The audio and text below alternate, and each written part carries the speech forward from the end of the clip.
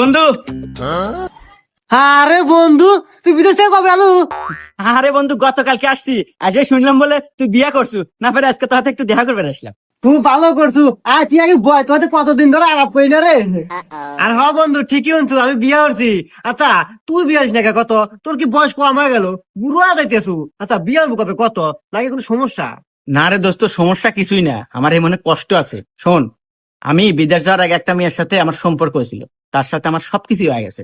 তারপরে ওই মেয়েটা আমাকে আলু বালু বুঝে বিদেশ পাঠাইলো। বিদেশ যায়া কামাই গাজি করছি আর অক দিছি। ও একবারে সবকিছু আমার টিয়া পয়সা খায়া দোস্ত আর এক ছেলে বিয়ে হয়ে নিয়ে ঘর সংসার করতেছে।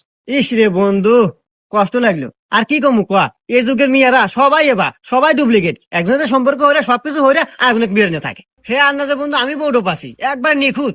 লাখে দুটো পাওয়া যাবে কিনা সন্দেহ। চাঁদের গায়ে কলম আছে, আমার বইয়ের গায়ে কলম নাই।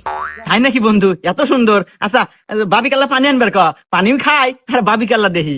হ্যাঁ, আচ্ছা দাঁড়া, ডাক দিয়েছি। এ বউ, এ পানি নিয়ে এসে তো, আমার বন্ধু আছে। আচ্ছা বন্ধু, তোর গার্লফ্রেন্ড যে প্রেম করছিল, ছবি আছে না? দেহা তোলা দেহি, দূর চরিত্র হবে মহিলা, দেহি দেহা। আচ্ছা আচ্ছা, ছবি আছে, দাঁড়া যাইতেছি। এই দেখ।